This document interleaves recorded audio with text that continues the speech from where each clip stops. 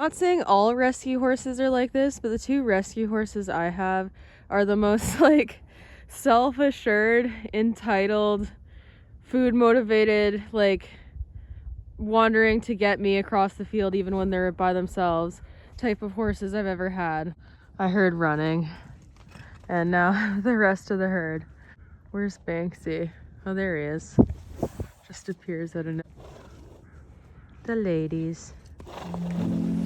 So since my horses are new to this property and coming down all the way from their field to be tied up here, I always give them a hay net because this keeps them busy, and it also just helps with the nerves of being so far away from the herd. Milo hasn't been in work for like almost 2 years because of hoof issues, amongst other things like ulcers and just general body soreness following that terrible Halloween ride 2 years ago. You can see the video from that up on my YouTube if you go look for it.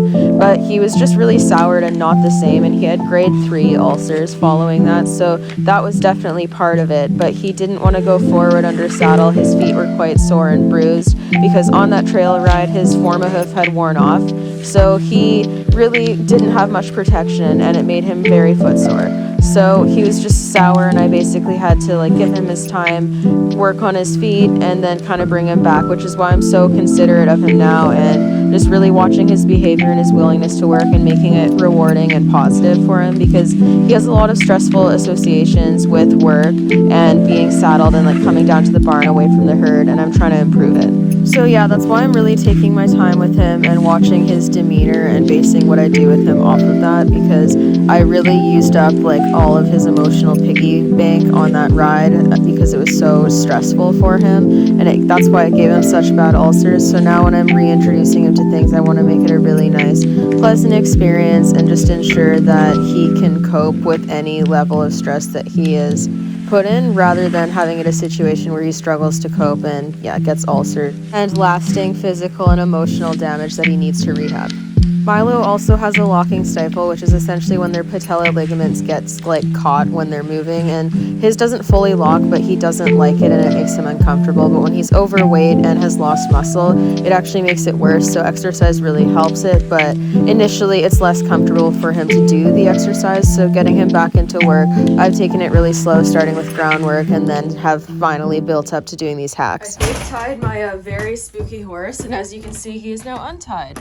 Because I had to put my dog inside. Don't do this at home, kids. In Milo's defense, he's not like actually a spooky horse. He's just spookier and more nervous because he hasn't lived at this property very long, and this is only the second time he's even come this far down the driveway. And it's cold today, so he's just more on edge. But he's typically a very good boy, and this is going to be his first time hacking out alone in quite some time, So since he's so snorty, I just know that like if something were to jump out of the bushes, he's gonna startle. He's not a bolter, and I know people can be like, oh, you don't need to be on your phone right now. And yes, that's true, I don't. It's less safe, but I know him very well, and I'm pretty confident in his reactions and what he'll do, even if he's quote unquote bad. So I'm filming a little bit of it, but I won't really be able to film when I click and reward him, because that's a two-handed job unless I drop the reins. But yeah, he's very brave, as you can see, but you can definitely hear him snorting. So he's nervous, but like look at how forward he walks, even walking away from home on his own. So I low-key forgot that these neighbors have a new llama in the front yard, and I literally just walked Pistachio past here yesterday. But yeah, so this might be exciting. Milo, I apologize. Just take it all in.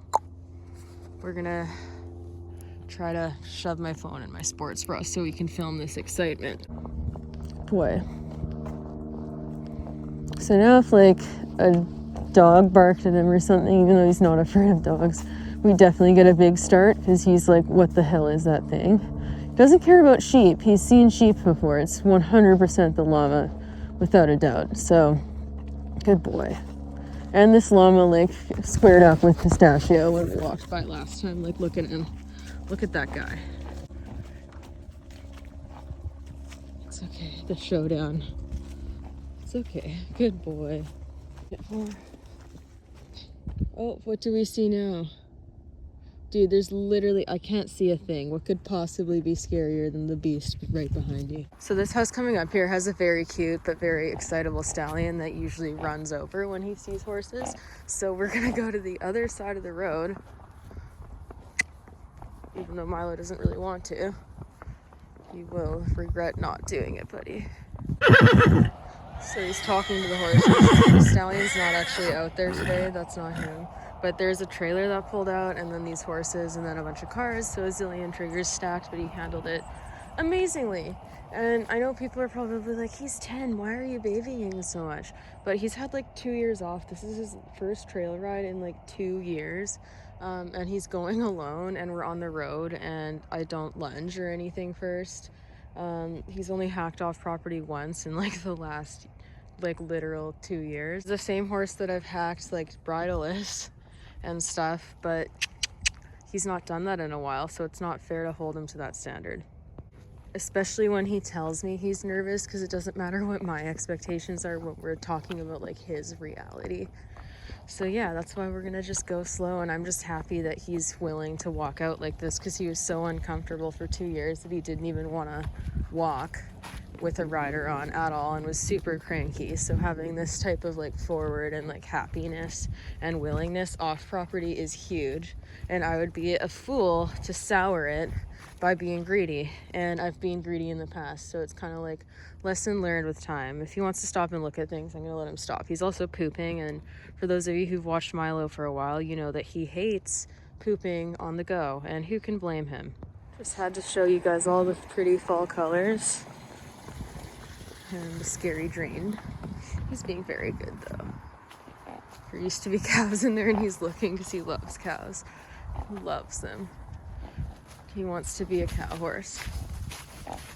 But we live in the suburbs, well, like suburb farmland-ish of the most expensive province in Canada that probably has the least amount of cows. But Alberta's right next door, so we gotta go cattle penning. Someone invite us on a cattle drive if you live in Alberta. Milo's game. He loves them. Passing this very mean dog that Milo hates, and then he didn't want to go forward past it for a second, and it's because he knew there was a second dog that was going to run up at him, so he waited for the second dog to come and then went. The neat things you learn when you listen to your animals. He's very, very crafty. He knows there's a creek coming up here, and he's being good. The other thing to note too is that like within the last few years, Milo developed some cataracts in his left eye, so he probably only has like 70% vision there. So he's also learning how to do things again with that cataract, because we've had his eyes checked before, and it's just within the last few years that it was noticed by a vet. I can hear a million children screaming in the park we're going into. So there's going to be some excitement probably, but we're probably going to miss it because my phone only has 9%. Fall is like Milo and I's aesthetic for sure. Look at this. It's so pretty.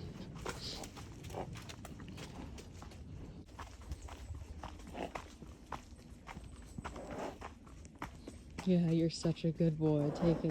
Check it out. Good boy. He's not going to want to stop on here. It's okay. I'll click you after. That's very good. Good boy. You're excellent. You're such a good boy. Good boy. You're so good.